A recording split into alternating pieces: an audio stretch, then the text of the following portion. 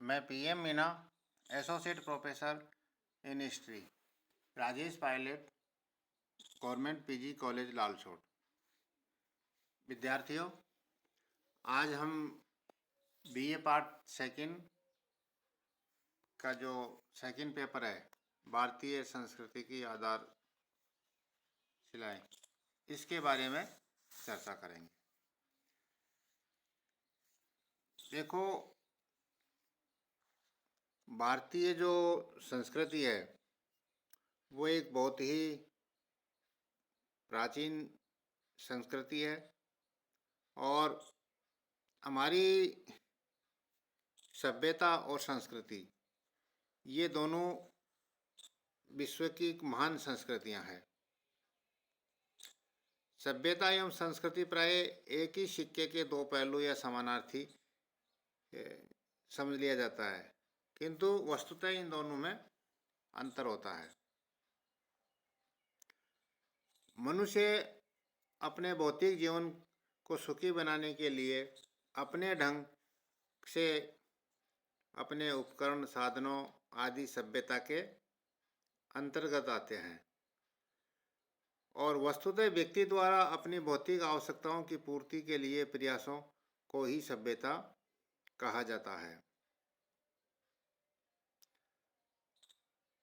जबकि संस्कृति के संबंध में किसी जाति या राष्ट्र की मानसिक या बौद्धिक जो विकास होता है वो संस्कृति के अंतर्गत आता है।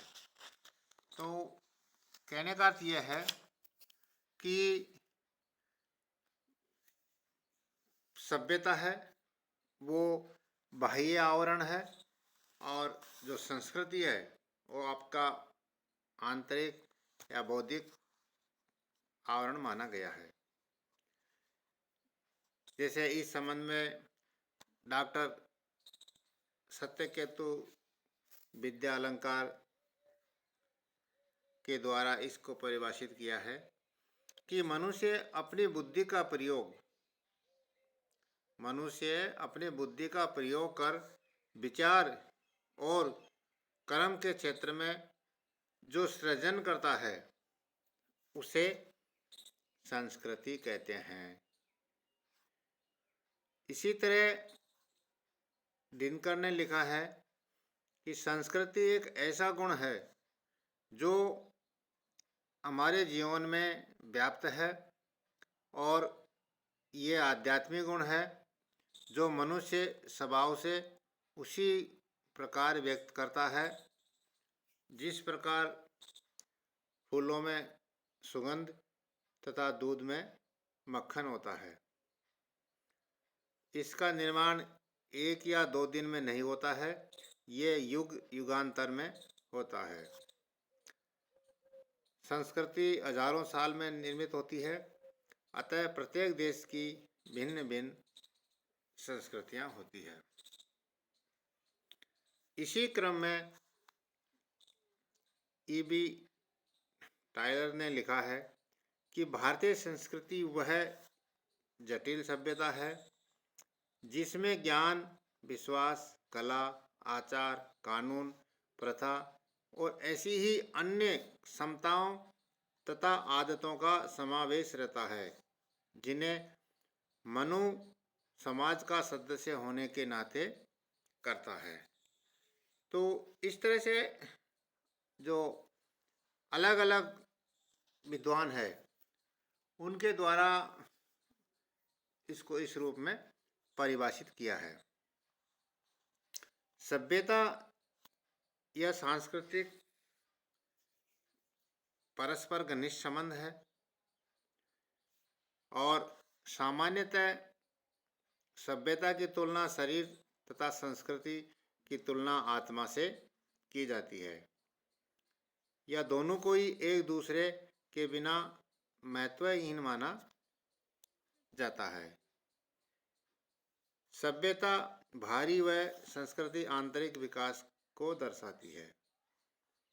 सभ्यता मानव जीवन के विकास की चर्चा तथा संस्कृति उसके गुणों का परिचय कराती है।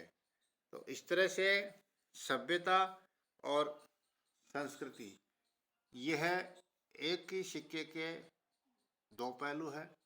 ये एक दूसरे में समाहित है और दोनों का जो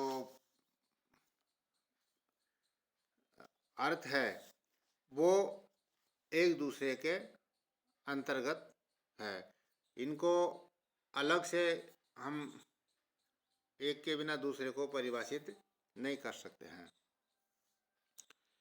भारतीय जो संस्कृति है उसकी जो विशेषता है कि ये विश्व की सबसे प्राचीनतम सभ्यता है, ये श्रेष्ठ संस्कृति है। समूचा विश्व जब अंधकार में डूबा हुआ था तब भी भारतीय ज्ञान की ज्योति से प्रकाश दे रहा था और मिस्र, सुमेर, बेबीलोन, यूनान और रोम आदि की सभ्यता भले ही समाप्त हो गई किंतु भारतीय संस्कृति आज भी जीवित है। तो इस तरह से हमारी जो संस्कृति है वो प्राचीनतम है और विश्व की जो अन्य संस्कृतियां हैं उनसे श्रेष्ठ संस्कृति में गिनती होती है। तो अब हम भारतीय जो संस्कृति है उसकी जो विशेषता है उन पर हम चर्चा करेंगे। तो उसमें सबसे पहला हम लेते हैं कि ये सभ्यता प्राचीनतम है, यानी भारतीय संस्कृति विश्व की प्राचीनतम सभ्यता है। भारत की सिंधु घाटी सभ्यता मिस्र, सुमेर और बेबीलोन की सभ्यता के समकालीन मानी जाती है। तो इस तरह से हमारी जो संस्कृति है वो प्राचीनतम है।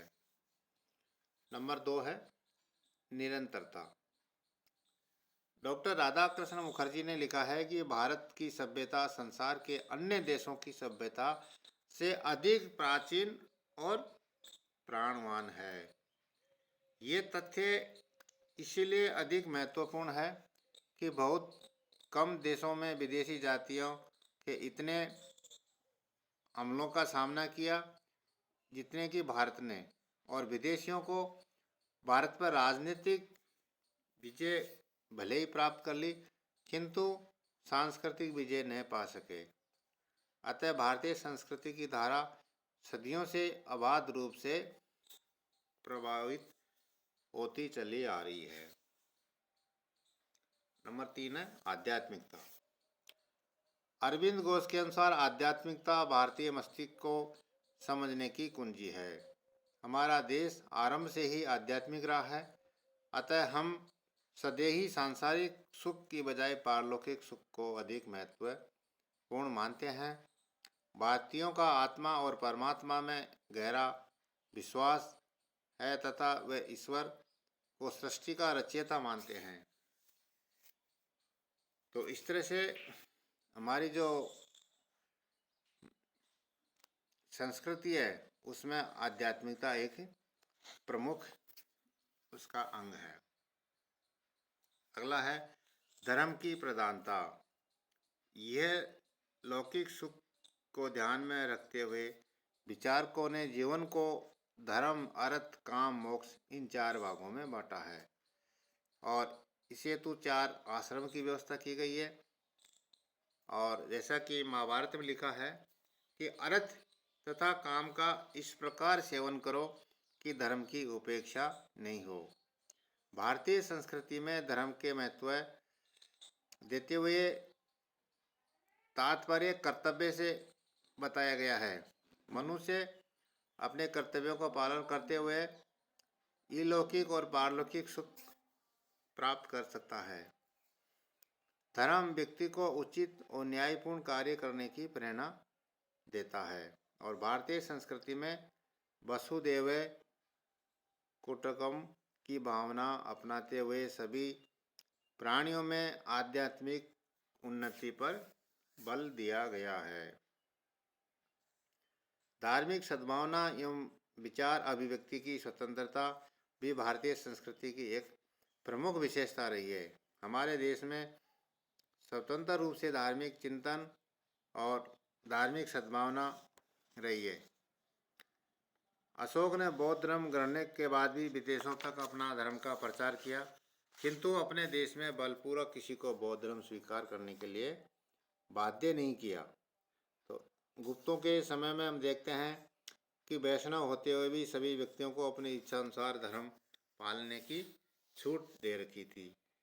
तो इस तरह से हमारी जो धरा है उस पर बौद्ध, जैन और भागवत आदि धर्मों का जन्म भूमि रही है, और इससे यह बात प्रकट होती है कि भारतीय में धार्मिक सहनशीलता की भावना निश्चित रूप से एक सराहनीय इसका अंग रहा है।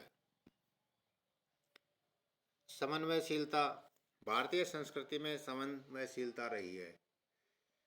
भारतीय संस्कृति आरंभ से ही अन्य संस्कृतियों को अपने में मिला लेने की शक्ति रही है। आर्यों ने अनार्यों देवताओं को इस तरह से अपने देवताओं के साथ मिला लिया। बाद में जैसे शक है, कुषाण है, हूण है आदि जातियों को भी भारतीय संस्कृति में मिला लिया। तो इस तरह से हम ये कह सकते हैं कि जो हमारी संस्कृति की जो विशेषता रही है वह है समन्वयशीलता की, और जो हमें अच्छा लगा उसको हमने ग्रहण भी किया है। तो हमारे जो संस्कृति है वह ग्रहणशीलता भी रही है, कि जैसे कि यूनान और रोम के ज्योतिषियों का जो सिद्धांत था, रोमन सिद्धांत इसको नाम दिया गया है, वो हमने स्वीकारा, और जो भी हमें दुनिया में श्रेष्ठ लगा उसको हमने ग्रहण किया। हमारी संस्कृति कर्म और पुनर्जन्म में विश्वास रखती है। तो व्यक्ति कर्म के अनुसार फल पाता है। अच्छे कार्य करने पर उसे मोक्ष प्राप्त होती है, बुरे कार्य करने पर वह पुनः जन्म के चक्कर में फंसता है। तो इस तरह का जो हमारा जो ये एक सिद्धांत है, एक हमारी संस्कृति का एक अंग है, उससे व्यक्ति बना रहता है और हमेशा अच्छे कर्म के लिए वो प्रेरित रहता है।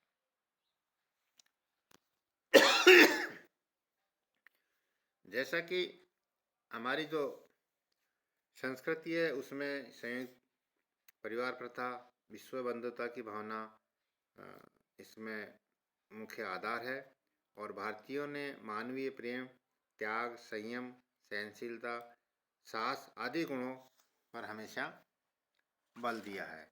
और इस तरह से जिससे हमारी वर्ण आश्रम व्यवस्था है वो भारतीय संस्कृति की एक प्रमुख विशेषता है। Professor PN. प्रभु के अनुसार आश्रम और वर्ण पद ये दोनों संस्थाएं हिंदू सामाजिक संगठन के सिद्धांत की आधारशिला है। तो इस तरह से हम ये कह सकते हैं कि हमारी जो संस्कृति है वो दुनिया में श्रेष्ठ संस्कृति है, और ये प्राचीनतम है, और आज भी ये निरंतर चली आ रही है।